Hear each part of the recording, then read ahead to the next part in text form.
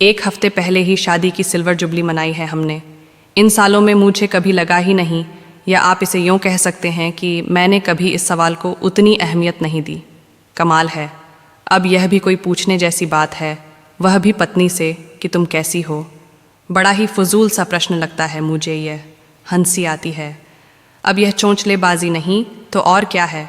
मेरी इस सोच को आप मेरी मर्दानगी से कतई न जोड़ें, न ही इसमें पुरुषत्व तलाशें। सच पूछिए तो मुझे कभी इसकी ज़रूरत ही नहीं पड़ी।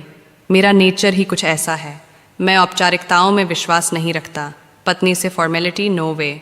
मुझे तो यह हाउ आर यू पूछने वालों से भी चिढ़ है। रोज़ मिलते हैं, दिन में 10 बार टकराएंगे, लेकिन हाय हाउ आर यू बोले बगैर खाना नहीं हजम होता।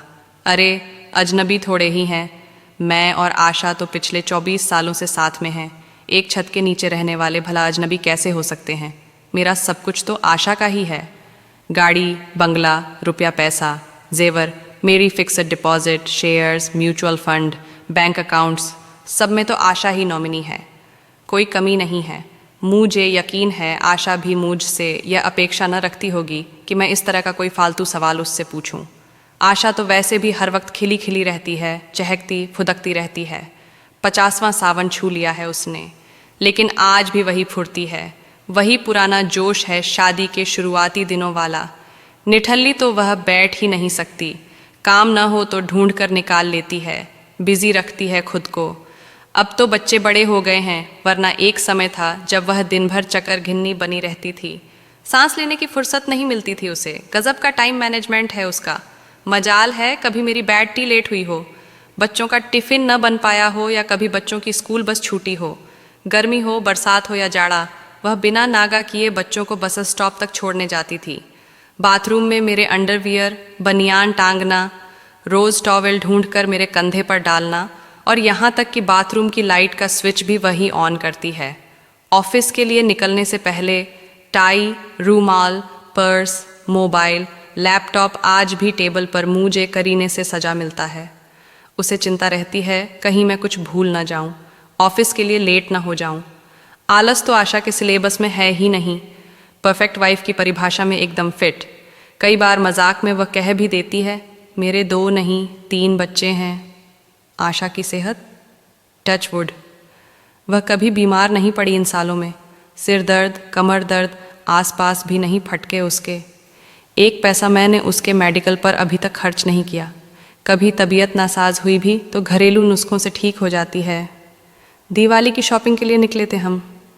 आशा सामान से भरा थैला मुझे कार में रखने के लिए दे रही थी। दुकान की एक सीढ़ी वह उतर चुकी थी।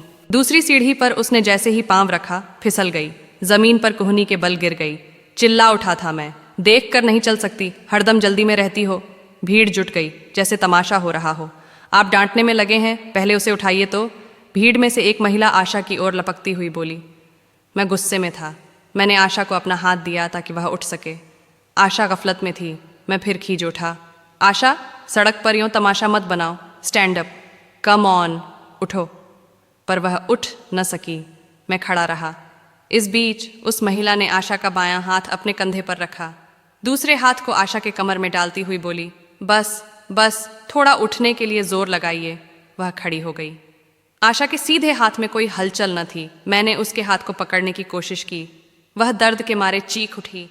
इतनी देर में पूरा हाथ सूज गया था उसका। आप इन्हें तुरंत अस्पताल ले जाएं, लगता है चोट गहरी है। महिला ने आशा को कसकर पकड़ लिया।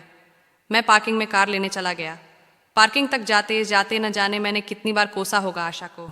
दिवाली का त्योहार सिर पर है। मैडम को अभी ही गिरना था। महिला ने कार में आशा को बिठाने में मदद की। टेक केयर, उसने कहा। मैंने कार का दरवाज़ा धड़ाम से बंद किया। उससे थैंक्स भी नहीं कहा मैंने। आशा पर मेरा खिसियाना जारी था। और पहनो ऊंची हील की चप्पल। क्या ज़रूरत है इस सब स्वांग की। जानती हो इस उम्र में हड्डी टूटी तो जुड़ना कितना मुश्किल होता है। मेरी बात सही निकली। राइट हैंड में कुहनी के पास फ्रैक्चर था। प्लास्टर चढ़ा दिया गया था। 20 दिन की फुर्सत। घर में सन्नाटा हो गया। आशा का हाथ क्या टूटा, सब कुछ थम गया। लगा जैसे घर वेंटिलेटर पर हो। सारे काम रुक गए। यूँ तो काम वाली बाई लगा रखी थी, पर कुछ ही घंटों में मुझे पता चल गया कि बाई के हिस्से में कितने कम काम आते हैं। असली काम वाली तो आशा ही है। मैं अब तक बेखबर था इससे। मेरे घर की धुरी तो आशा है, उसी के चारों ओर तो मेरे परिवार की खुशियाँ घूमती हैं। शाम की दवा का टाइम हो गया। आशा ने खुद से उठने की कोशिश की, उठ न सकी। मैंने ही दवाइयाँ निकाल कर उसकी बाईं हथेली पर रखी। पानी का गिलास मैंने उसके मुंह से लगा दिया। मेरा हाथ उसके माथे पर था। मेरे स्पर्श से उसकी निस्तेज आंखों में हलचल हुई। बरबस ही मेरे मुंह से निकल गया, तुम कैसी हो आशा? यह क्या? वह रोने लगी, जार जार फपक पड़ी। उसकी हिचकियां रुकने का नाम नहीं ले रही थीं। उसके आंसू मेरे हाथ पर टप टप गिर रहे थे। आंसुओं की गर्माहट मेरी रगों से होकर दिल की ओर बढ़ने लगी। उसके अश्कों की ऊष्मा ने मेरे दिल पर बरसों से जमी बर्फ को पिघला दिया। अक्सर हम अपनी ही सोच, अपने विचारों और धारणाओं से अभिशप्त हो जाते हैं। यह सवाल मेरे लिए छोटा था, पर आशा न जाने कब से इसकी प्रतीक्षा में थी। बहुत देर कर दी थी मैंने।